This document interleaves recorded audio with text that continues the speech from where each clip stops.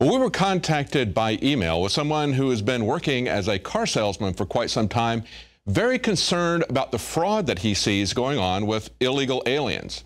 Now, of course, there's a lot of money to be made every time a loan happens, whether it's a home loan or a car loan. People are making fees. People are selling cars. They will go around the laws until they can change the laws. Now, what he told us, he says he's been seeing large finance companies giving auto loans to illegals routinely. I see them try 5 to 10 Social Security numbers until one works, and it's good enough to buy a car and get funded. I see this as fraud, period. Well, so do we. So we wanted to get his details and let you know what's going on in just this one area.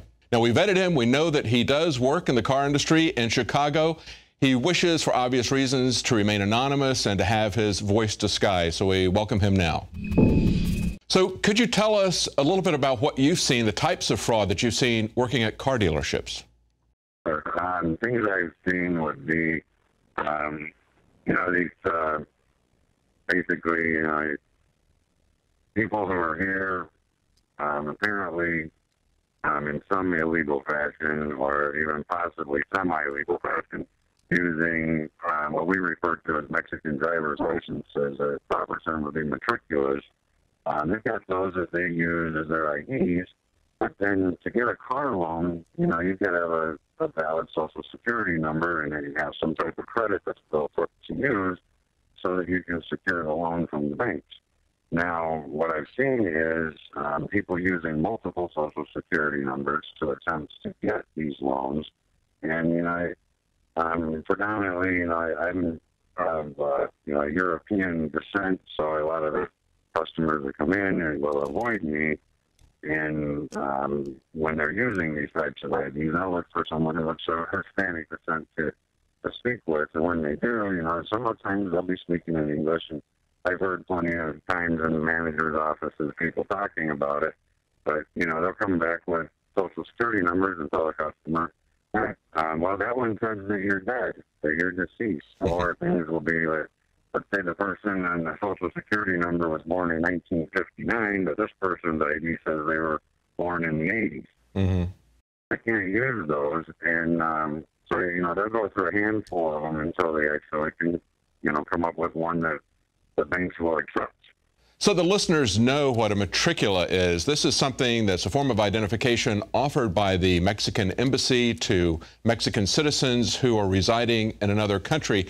They've been doing that for some time. As a matter of fact, it was about 10 years ago, there was a bill that they tried to get through Congress that was defeated in 2004, I believe, that was going to stop people from using that to open bank accounts. But of course, the banks want to see this happen. They're wiring $18 billion a year out of the country, so they wanted this to happen. They want to see these automobile loans happen. Now, if somebody's a legal resident, there's a path for them to get an automobile loan, isn't there? Oh, yeah, absolutely. There is a definite way for them to be able to do that. I've even had people who are here on visas in a legal fashion, from other countries like China or Japan. And, they are given the ability to do it, and the way they have to do it is, the loans can only be as good for as long as the visa is good for. But it's being done in, a proper fashion, and the ID and the temporary Social Security number that they use, it will be identified to them specifically. The one thing that I've seen in these other situations would be where, I don't know, many people probably haven't seen an actual credit report, but when you're looking at it, it will show aliases or other names that have been used with that particular Social Security number. And when, you see a huge list of different names that pop up on them, it's a very easy way to say, yeah, obviously this one's one that's getting passed around among, numerous different people. It seems to me like if they don't have a Social Security number, if they're not here on a visa, that the employer is probably not paying the matching Social Security fees either, which is about half of your Social Security amount. If you are an employee, you see Social Security coming out, and of course there's no deduction for that. That's a direct tax, and it hits people at the poorest end of the spectrum because it cuts off after you reach a certain level of income. But you're paying 7.5% of a tax, and your employer is paying another 7.5%, but the employers who don't have legal employees are seeing that as a financial advantage, wouldn't you say? Most definitely. That would be something that's real easy for them to be able to skip by. And, there's many different things that I've seen them be able to get away with doing. A lot of Americans work real hard for their money and pay the taxes and, work real hard to maintain good credit so that they can, be able to secure these loans. And, I watch this stuff happen, probably a few times a week at least that I've seen. And I've been doing this for well over 10 years now.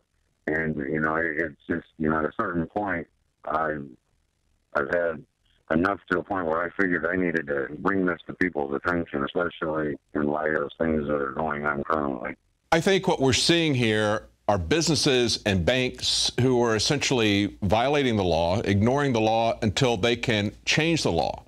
There's some of the organizations like the U.S. Chamber of Commerce that are pushing the GOP to ram through this amnesty program. They're going to continue to do this even if they have to commit fraud. They'd rather not put themselves out there and commit fraud, but certainly that's not going to bar them. We've seen some of the largest banks like HSBC and many others brought up just recently on massive money laundering that's been going on with drug cartels in Central and South America. So they're not going to stop doing this part of the business. And I guess the other thing that bothers me is the selective enforcement that we see from law enforcement. You mentioned the fact that these matriculas are referred to often as Mexican driver's licenses. And I can tell you that both my son in North Carolina and I here in Texas have both been hit from behind by someone who didn't speak English, had a Mexican driver's license, and the police essentially brought no charges to them, did not test them for driving under the influence or intoxication, just let them go. It looks like they're treating them as if they had some kind of diplomatic immunity, like they were some kind of ambassador from the UN or something. That's amazing. I've heard of similar stories with customers that I've had come in. Similar types of things. I've got a sister, a similar type of a situation. And so, those are things I've definitely seen. I'm sure more and more people who hear about these things can think about, situations they know of. And, it's been pretty broad spectrum. I'm not in the Texas area. I'm in the suburbs of Chicago. And, so I'm pretty far away from the border. And even though, this is a large Hispanic area, and it's very easy for these things to happen up in this area and other areas around the country. One last question before we let you go, and I wanted to get a feel for the kinds of businesses that are looking the other way. Of course, it's automobile dealerships, but what about the banks? Are there large banks that are involved with this, or is this local banks that you see in the area? It's a good question. It's definitely large banks that will get the funding for, it's any of the banks that will accept matriculars, and that I'm aware of would be Chase, Bank of America, Wells Fargo, and then the manufacturer that I work for, their own bank themselves. I won't bring that one in particular, but even that one. So the manufacturers know what's going on as well. They're definitely very open to funding these types of situations. They have to definitely have, some type of a social security number that everything pops up pretty legitimate. But at the same point, it can't be legitimate when the person doesn't have a legitimate ID to go along with it. So I don't know exactly how they say this is okay to do it. One thing that happened in 2008 with the tightening of the financial market, as far as lending goes, they used to use something called a TIN number, I think ITIN number, and they were allowing them to use those numbers up until that point. And that was like a temporary identification number. And so ever since that point, they can't use those. And the customer comes in, has that number, it pops up that way. And so we have to try and find them, get them to come up with one that actually would be a legitimate type of social security number. So the banks have to be aware of what's going on. There's no other way. Well, thank you so much for bringing that to our attention. It's yet another example of what big business is doing and what's driving what seems to be a no-sense, no-win position for the GOP. Thank you so much for reporting that to us and taking the time to let us know what's going on in your particular business. Of course, this is happening in many other businesses. Thank you. No problem. Thank you, sir.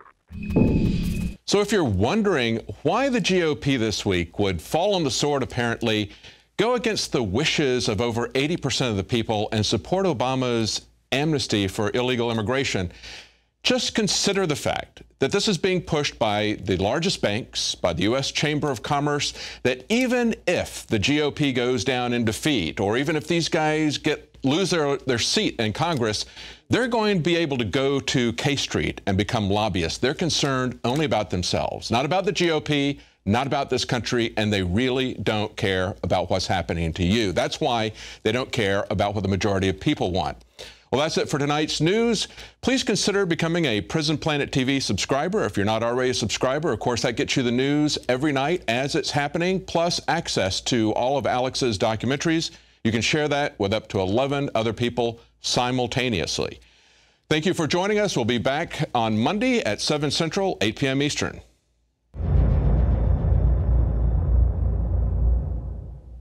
You've experienced and heard about the benefits of Super Male Vitality. Now, the new formula has arrived. Introducing the new Super Female Vitality. I have specifically designed this formula to help the body naturally regulate itself without the use of artificial hormones. Key ingredients chosen from the highest quality sources. Secure your Super Female Vitality today from our limited stock at InfoWarsLife.com. You are watching the InfoWars Nightly News, which airs 7 p.m. Central at InfoWarsNews.com. Members can share their passcodes with up to 11 other people, and your support is helping us defend liberty worldwide.